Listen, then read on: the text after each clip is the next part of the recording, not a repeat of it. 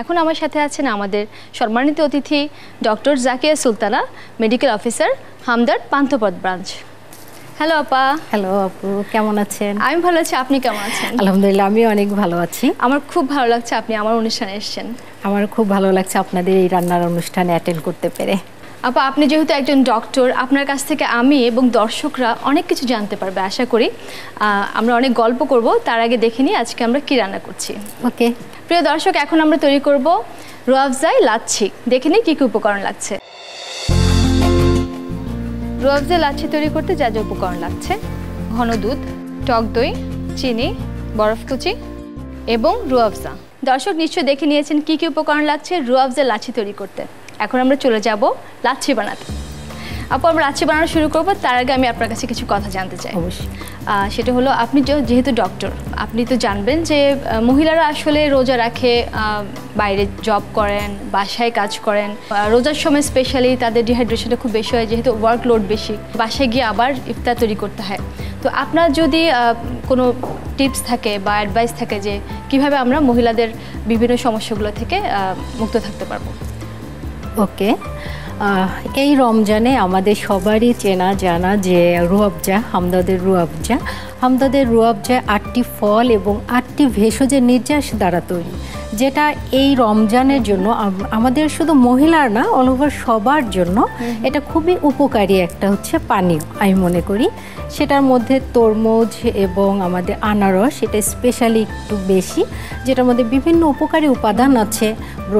Antioxidant, bromelain antioxidant আছে, folic acid আছে, vitamin A, B, C, potassium, magnesium, protein, others অনেক উপকরণ আছে, যেগুলো সারাদিনের এই যে ক্লান্তি, রোজা রেখে যে ক্লান্তিটা আমাদের শরীরে আসে, দেহ তাপমাত্রা বেড়ে যায়, সেগুলো থেকে কি করে আমাদেরকে সতেজতা দান করে, আমাদের পানি স্বল্পতা এবং ইলেকট্রোলাইটসের যে ঘাটতি থাকে সেটা পূরণ করে দেয়, সারাদিনের ক্লান্তিটা দূর করে আমাদেরকে সতেজ রাখে। এবং মহিলারা এই জিনিসটা একটু বেশি ফেস করেন, যেহেতু একদম বাহিরে আমাদেরকে কাজ করতে হয়, ঘরে কাজ করতে হয়। বিশেষ করে দেখা যায় যে তাদের কি প্রস্রাবের জ্বালা পোড়া, ইউটিআই প্রবলেম, এগুলো ফেস করে তারা বেশি। আমাদের এই হামদর্দের যে রুয়াবজা আছে, ইফতারের সময় যখন উনি এটা পান করবেন, সারাদিনের ক্লান্তি দূর করার পাশাপাশি তার প্রস্রাবের যে জ্বালা পোড়া আছে সেটাও দূর হয়ে চলে যাবে এবং পাশাপাশি সে একটা এনার্জি পাবে। সেজন্য আপা আমি বিভিন্ন ধরনের ড্রিঙ্কস বাসায় তৈরি করি, তার সাথে রুয়াবজা অ্যাড করে দিই, যাতে আমরা সেই পুষ্টি উপাদানগুলো পাই। আজকে তৈরি করছি আমরা কিন্তু রুয়াবজা লাচ্ছি। প্রথমে দিয়ে দিচ্ছি আমি দুধ,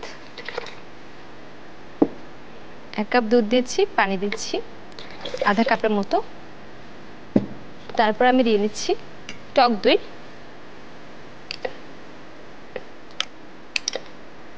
1 কাপের মতো আমি টক দইটা এখানে দিয়ে দিলাম।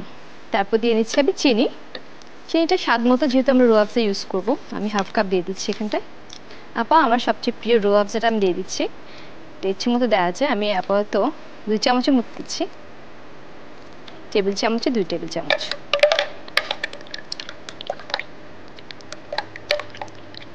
এখন আমরা ব্লেন্ডারে ব্লেন্ড করে নেব।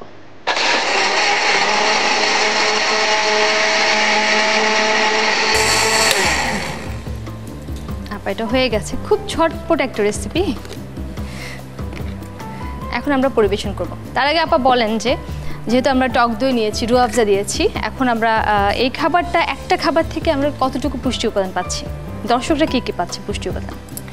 এই একটা খাবার থেকে আমাদের দর্শকরা অনেক অনেক বেশি পুষ্টি উপাদান পাচ্ছে, কারণ এটা যেমন আমাদের হজমকারক হিসাবে কাজ করবে, যেহেতু আপনি এটাতে টক দই ব্যবহার করেছেন এবং আমাদের রুয়াবজাটা ব্যবহার করছেন, এটা ডাইজেস্টিভ ফাংশনের জন্য খুবই ইফেক্টিভ হবে। খাবার সারাদিনের ক্লান্তি শেষে এই যে আমরা যে ইফতার করছি, ইফতারের পরে এই যে আমরা লাচ্ছিটা খাবো, রুয়াবজা মিশ্রিত লাচ্ছি, এটা আমাদের পুষ্টিকর একটা খাবার, প্লাস খাবারটা দ্রুত হজম করবে, পাচক হিসাবে এটা কাজ করবে এবং সে সঙ্গে সঙ্গে তার সতেজতা এবং মুখের যে শুষ্কতা তৈরি হয় সারাদিনের রোজা রাখার পরে, এই শুষ্কতা প্রতিরোধ করবে এই রুয়াবজার লাচ্ছি। আপা, আপনি তো চমৎকার সব পুষ্টি উপাদানের কথা বললেন, সাথে আমি কিছু বাদাম অ্যাড করে দিলাম। আপা, তৈরি হয়ে গেলে খুবই মজাদার রুয়াবজা লাচ্ছি আপনার জন্য। ধন্যবাদ আপু, সুন্দর এই লাচ্ছি আমাকে তৈরি করে দেওয়ার জন্য। সাথে ধন্যবাদ এটিএন বাংলার এই রান্নাঘরকে ইফতারের এমন একটা আয়োজনে আমাকে ইনভাইট করার জন্য। তার সঙ্গে দর্শকদেরকে আমি বলবো আপনারা ইফতারের সময় এই সুন্দর একটা উপাদান লাচ্ছি রুয়াবজা দিয়ে তৈরি করে খাবেন এবং সারাদিনের ক্লান্তিটা দূর হয়ে যাবে, সতেজ থাকবেন, ভালো থাকবেন। দর্শক দেখে নিই রুয়াবজা লাচ্ছি তৈরির প্রস্তুত প্রণালী আরেকবার।